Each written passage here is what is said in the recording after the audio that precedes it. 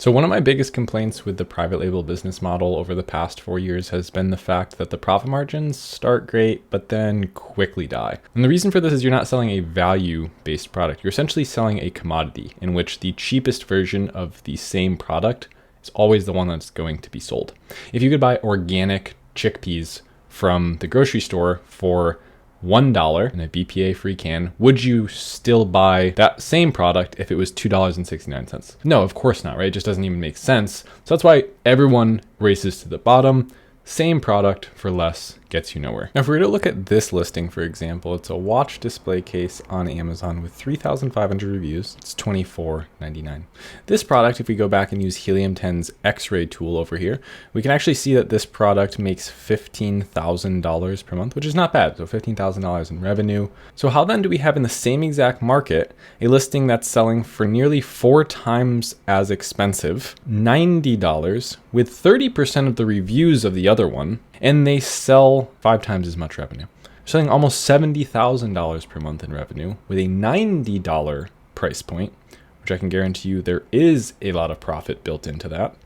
And then when we take a look at that, how could that be, right? I mean, I see that there's maybe a better quality wood here, some acrylic on it, the fact that it displays it on top, but surely it's not that much better. What is the value being attached to? Well, I'll tell you what it is. This seller, Home in Hadfield, has built a real brand that's buying customers. They're building their list and they're getting this thing to be unstoppable. So they're not competing for price. Everyone else can go as low as they want with price. It doesn't affect this seller because their value comes from right here. 16,000 followers on Instagram. They have incredible photography.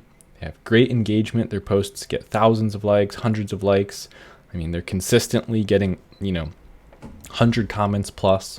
People are asking where they can buy these things.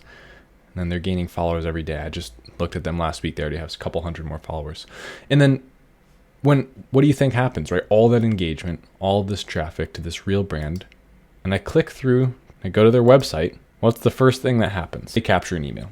A customer doesn't mean anything to you if you don't have their contact information. Guess what happens as soon as I put my email in here? Well, several times a week, I'm going to be reminded the value proposition of this company and why they're doing what they do. Be emailing me offers that I might convert on. At the very least, I might buy something 6 months from now. Right? I didn't buy anything today. I put in my email because I wanted a chance at a percentage off, and I stay cold for a while. Maybe down the line I become a customer, and then that sparks something and I want to buy a couple more things down the line. I would have forgotten about this company within 24 hours.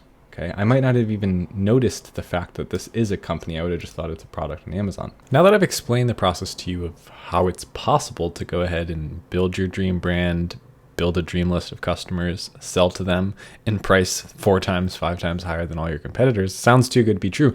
Let me show you exactly how to do it. I have a few steps that I want to go over with you, so just be sure to stick around to the end. And really quickly, if you guys could just do me a favor and leave a like down below, helps a lot, helps the almighty YouTube algorithm. And as a reward for you doing so, here's a picture of a baby pig.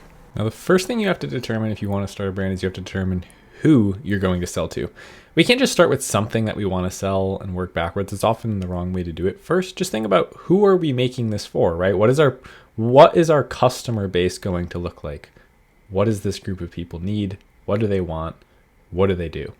If you're having trouble thinking of that, you could do something like 50 of the most interesting hobbies to try this year, right? Because those are all niche things that people will be interested in doing that likely have physical products to come along with them. So we could go through upcycling your things, learn photography, and then as you're looking through here, keep in mind, it could be something that you like if you already have an interest. We're going to go through a list of criteria to make sure it matches. You can't just pick anything, but this is a good place to get started. So like archery, for instance. Archers is a customer. So someone said, who is your customer? I'd say archers.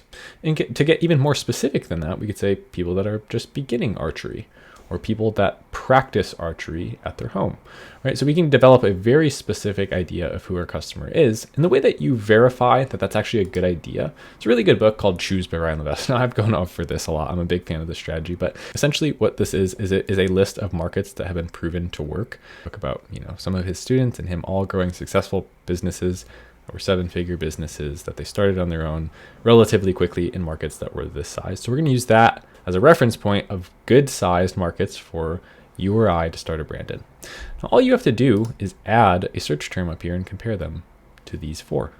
These will always stay the same. These are going to act as the range in which if your line that you put in pops up somewhere in there, you're good to go. If it's way above or way below, it's probably not the best sized market to get started with. Now keep in mind, this is all dependent upon your search terms. If we put archery in here, let's just see how big archery is. Okay, so it's way too big. Way too big.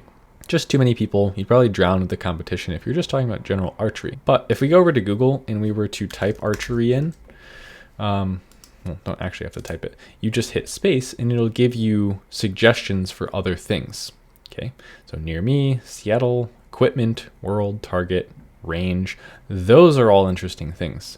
So archery, someone who practices archery is our customer. An archery target might be a good idea, actually. And let's see where that lines up. Okay, so it is literally the number of people looking for an archery target is the ideal sized customer. Now, it usually doesn't happen like that in the first try.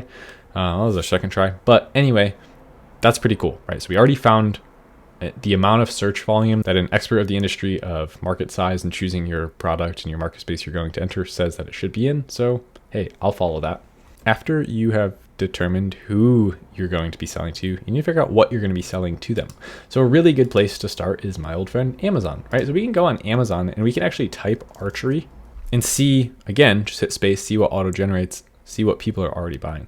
And what do you know? Archery targets are one of these huge things that's highly suggested. Let's just round this up and say there's 10 products, because some of these are repeats, that you could sell right here. So let's start with archery targets. A lot of these might be cheap.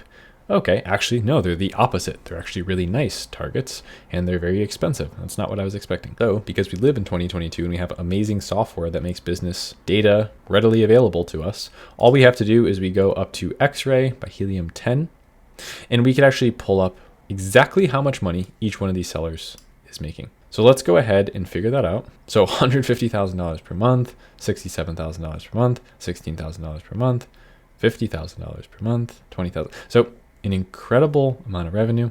And then I don't know if you've noticed, but look up top here. We have 26,000 searches per month for archery targets. Now, again, that's just one search term. What would be an even better way of figuring out everything that the customers are searching related to these top sellers would be to use Helium 10's brand new tool. They literally just introduced this. It's called X-Ray Keywords. And this is basically going to show us a list of high-performing keywords that are generating sales for the competitors within this space that are performing well. So we can see there's 26,000 on archery targets like we saw. Targets too general, we don't really want that. But archery crossbow target is one that we might not have thought of. Bow target, different variations of target than just archery. Then we have broadhead, throwing knife, that might be some crossover there, etc. We could go down this list and figure out all these different search terms and get a better idea of what our customer is looking for and hopefully figure out exactly what we should be analyzing as far as when we're coming up with our idea of what we're going to sell. Now, the next step is a crucial one. Figure out exactly what your customers are actually saying, what they think, how they act, and the way that they interact within this marketplace with these brands and these companies, because that is your bread and butter right there, right? Forget looking at Amazon. Don't worry about differentiations and being different. And I'm going to make a deer that has, it's all pink because that'll be for the women in this market. Like, no, that stresses me out. I can't even, that's not how you do it, right? You don't differentiate by just changing what someone is doing in this market. There's a really famous story about this, right, from Simon Sinek. He says he's at this conference talking with higher ups in Google, higher ups in Apple, higher ups in Microsoft, and then he gets in the elevator with someone higher up from Microsoft, and he's promoting the Zune and how the Zune's going to be so much better than the iPod and sell way more. Basically, the moral of the story is, no, you're wrong. The Zune was built to be better than the iPod. It wasn't built for the customers that are actually using it. So even though you might have better specs, you're not going to win. And in the long run, the iPod crushed it because Apple made that product for their customers. They didn't just make it better or different than something that already exists.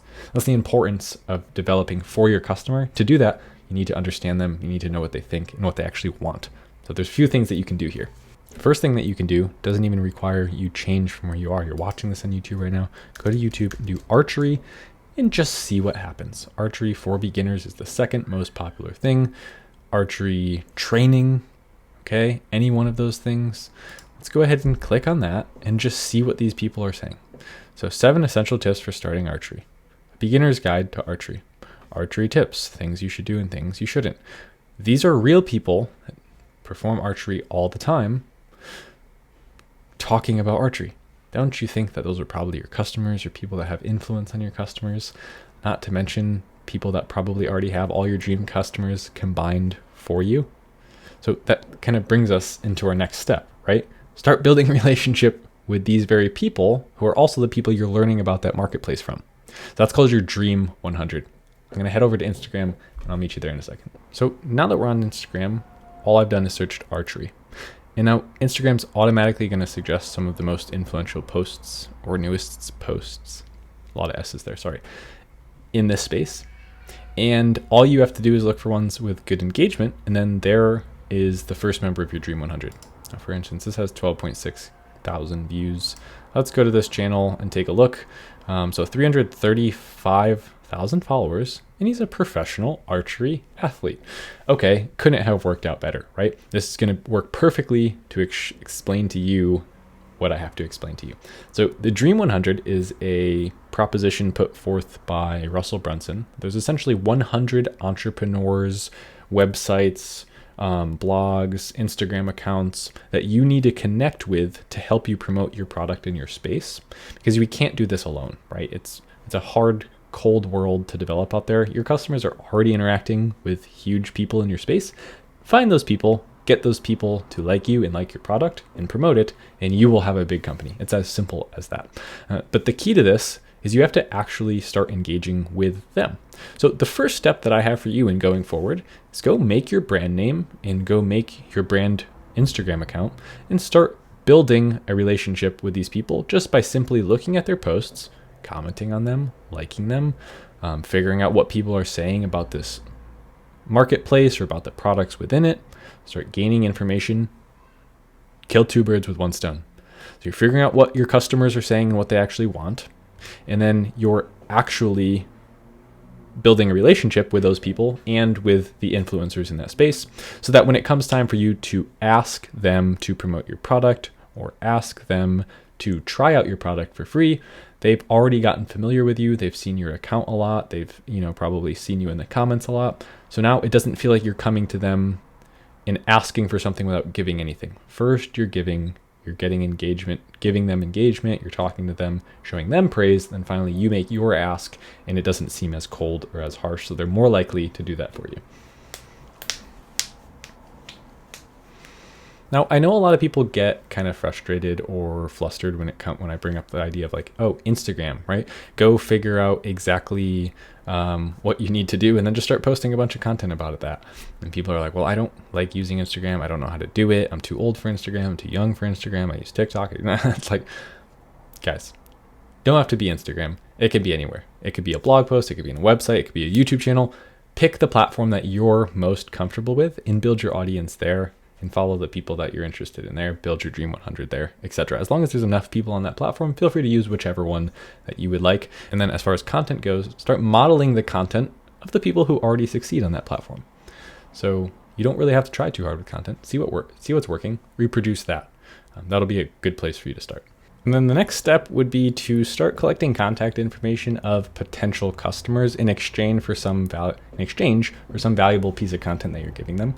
So this could be the form of like a digital download or, a percentage off when you do launch, etc. The promise of some kind of tutorial or something or another. And the goal here is that you're building your list, right? You're starting to build a potential group of customers that at launch will be ready to buy your product. And to do this, you can use a email marketing company like ActiveCampaign is the one that I use currently. And this is going to be your first real sign that you're growing an actual brand, is the fact that you have customers that want to continuously hear from you. You have a list, you have contacts, you have customers. Even if they haven't bought anything yet, they're potential customers, right? So that leads us to our next step. What do you do? What do you start sending them? First thing you want to send to your customers, just value. Think back to the YouTube videos that we were potentially looking into watching and learning from these people, and think of the things that they're going to talk about, right? So even right here, zooming in, I could see a little bit of the timestamps for this video. Stance, set position, release, posture, grip. Every one of those could be a email article, a blog, a post, whatever you want it to be. Hey, today I wanted to share some valuable information that I figured about Stance. Figured it would be helpful to you. There's a email in which you're giving to this customer, not just asking them to convert. Now, this is called our warm-up sequence. So we want to start showing the customer content that we already know that they like because they've proven to interact with it a lot in the past. So we're assuming they'll continue to do so in the future if we start providing this kind of content for them. Once we start providing that content consistently, giving, eventually we can make an ask. We could say, hey, we're going to be giving out 100 coupon codes to get 50% off at launch for our new product.